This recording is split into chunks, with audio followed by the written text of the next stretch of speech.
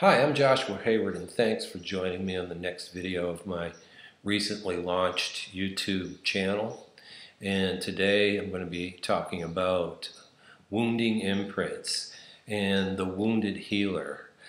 And this is a very important concept for us as we are moving into the new times, as we head towards the winter solstice of 2012 and the significance of shifting paradigms into the unknown, really. So when we're moving from what was known definitely involved a lot of wounding and a lot of healing. I'm going to explain what I think all wounds are and what all healing is really about. But first, let me give the information and about my perspective. And my perspective is an astrological perspective on just about everything, or at least it's a language that I'm able to use for my own understanding and to help other people with their own understanding.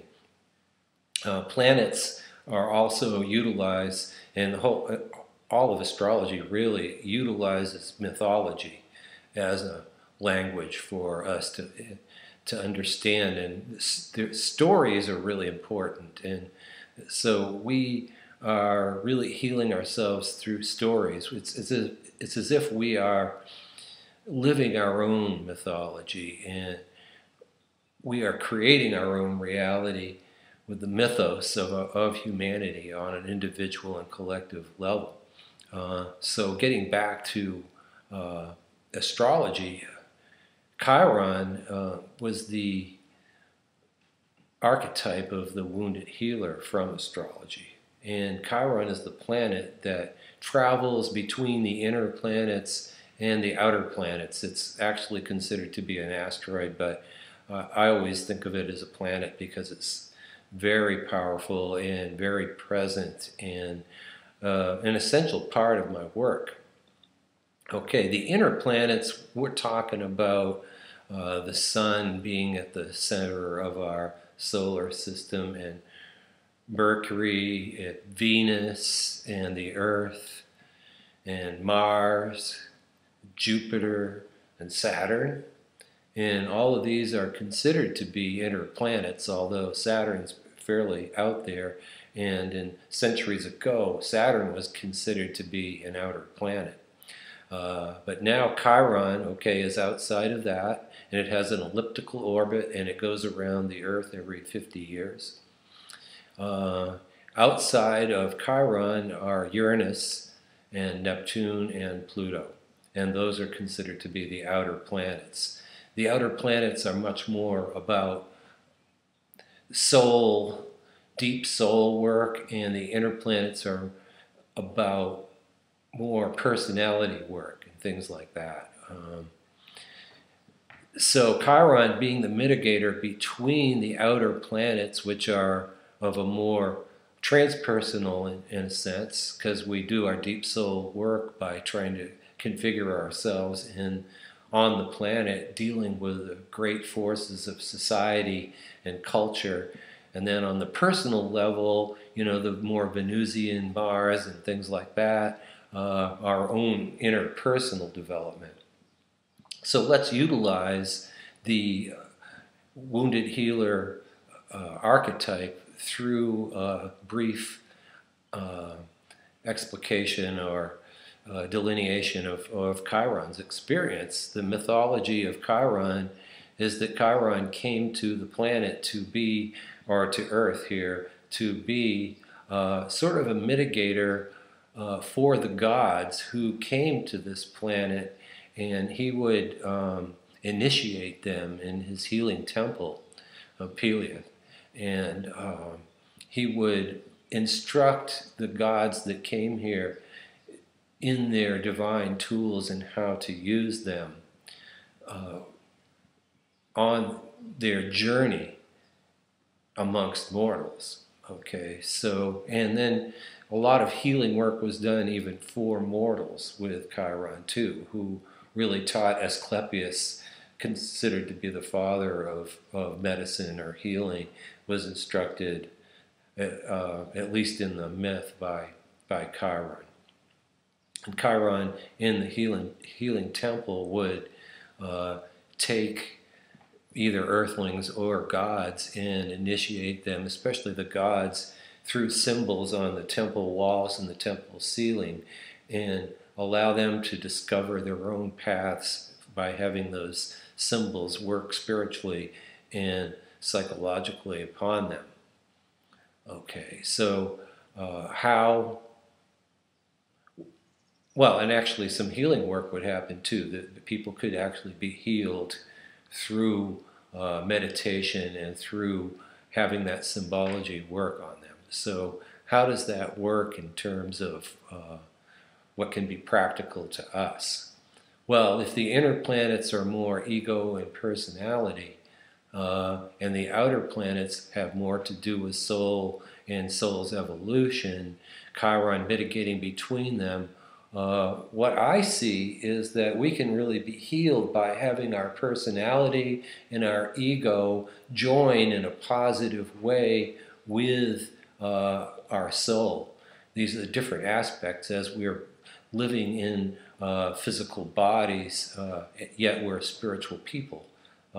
Joining of our spiritual selves, coming into more awareness of our own spirituality in physical form, as it were, ensouling ourselves, can be extremely healing and beneficial. Hence the concept in the practice of meditation being extremely important for us to awaken to our spiritual nature while in our bodies. And Chiron really speaking a lot about that. So that's the wounded healer. As we delve deeply into the wounded healer, we begin to find out about what healing really is. Now, and what is wounding? What do wounds really signify for us? How are they meaningful other than, okay, we break an arm or we get abused in one way or another by people, or we are abandoned, or we develop an illness such as AIDS or cancer, or even just a common cold. What's really going on here? Well, I think all wounds and all healing has to do with we're communicating to ourselves something about where our creativity is blocked. All wounds, to me, this is something that I've come up with, and I'm not really sure that I've heard this anywhere else. So I want you to be clear on this and see how you feel about this, because if you can lock into what I'm saying and feel on the inner, if you can experience your own truth with this, that would really be cool. So think about it. Any place that we're wounded, any place that needs healing, is an actual block in our own consciousness, in our own about our own creativity. See, source energy flows right through us at all times. As causal beings, it's all flowing through us, and we have access to it. But where we're not being able to create joy, harmony, complete health, and fulfillment on all levels, those are the places where we are blocked. These are the wounds. And if our personality can really work with the soul's need to grow, then we can really heal ourselves. If our personality, for instance, does what our soul knows it needs for its own growth and for its walk on this planet, then we can make choices that allow source energy to really completely and fully support that with joy and harmony, fulfillment, abundance, and peace. If this sounds good to you, then you really want to tap into what I'm saying here. It's really important. Healing is really about creating. Whatever we're wounded about is where we can unlock a gateway to our own truths, to our own healing. So what happens is that our wounds can be our greatest gifts. And those gifts are so potent when we heal them, because they show exactly where we can open our consciousness to unleash source energy to move through us and create whatever we want. So this wounded healing business is so important. Chiron, to continue the story, was extremely important in mythology when Prometheus, under the behest of Hera, gave fire to humanity. Now, this was against what Zeus wanted. Zeus wanted to always call the shots, and this has got a lot to do with the struggle between masculine and feminine energies on the planet. If you look at the struggle between Zeus and Hera, you will find out quite a bit about that. So Hera wants to give humanity fire, and fire is also representative of spiritual energy. And the ability to act and achieve and create things. Okay, so we can't really create too much without fire, without that inner fire, that passion that we have, and the ability to act with what we know we need to do. Okay, so Zeus penalized Prometheus for working with Hera and introducing fire to humanity. I guess he probably, this is just, my own editing here, but maybe he just wanted to call the shots, as is typical in the patriarchy, wanting to be in control. Not to say that Zeus wasn't a bad dude, but here we have it. He chained Prometheus to a pillar at the bottom of Hades, and he was chained there eternally to have his liver be eaten eternally by vultures. Okay, so this is kind of radical. And Prometheus, plenty of other stories around Prometheus. And mythology is an ongoing thing. All the stories build off of each other, and so you tell one and all the other ones are implied. I don't have time for that here. But here's the big thing, that Chiron sacrificed his immortality. And he had wounded himself previous to this by trying to, he was actually endeavoring to create some poisonous arrows for some pursuit that Hercules was into. And so to support Hercules, he was poisoning these arrows. Some of the poison dripped on his ankle, I believe it was. And so while this poison wouldn't kill him, having immortality, there was a lot of pain there. And so he had his own wound that needed to be healed. And on some inner level, he knew what he needed to do. He wanted to surrender his life up. Now, Chiron, if you notice that there's a derivation that's similar to Christ, so I think he's plugged into that, not Christian, but that the energy of the Christed being. And there's sacrificial element here when Chiron chooses to sacrifice himself and go down and forego his own immortality and descend into Hades to allow Prometheus to be unchained and to release Prometheus back to his own life. So there's a sacrifice between spirit and the flesh. There's something that's going on that tells us about. So maybe we need to sacrifice some of what our ego thinks our needs are in order to attune ourselves to our own healing and attune ourselves to our own spiritual journey.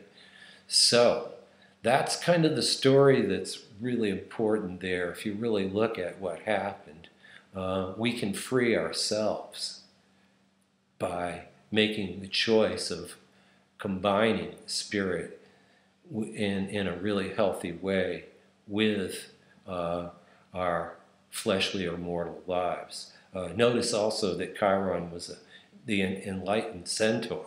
Now, where the horse meets the human being, the animal connection to earth and the human being pointing up to the heavens. Okay, so that's heaven and spirit, Father Sky, Mother Earth coming together, and maybe doing some healing work between the masculine and the feminine. Okay, so this is all pretty important to our own healing. In the process of dynamic mind, creative heart, we use the Chiron archetype. We do some healing through a process which is really energetically geared into and clicked into through acceptance to create what I would call radical neutrality on all of the things that we see out there, rather than being attached too much to anything. We neutralize that through acceptance. Okay, so it's really important for us to use acceptance to neutralize some of those wounding aspects of our lives, to open the gateways to creativity. And so as we heal, we create. It's the flip side. Healing allows creating to happen. Creating allows more healing. They pretty much are the two sides of the same coin. So that's my take on that for today. I would like to say that you can obtain a CD by getting onto my website, www.dynamicmindcreativeheart.com, and you can find where we've got that CD available, which is an introductory level. And that can be used to neutralize a lot of wounds that you have, and then transmute that energy into pure creative energy that you can send back out to what you really want to create. So also I would like to mention visit us on our website, I mean not on the website, but on our Facebook page, which is a business page on Facebook, and you can interact with us there, and also on my blog site. This being somewhat of a video blog, I have a written blog as well, so connect with that as well. And I want to thank you for joining me today, and namaste, and wish you well.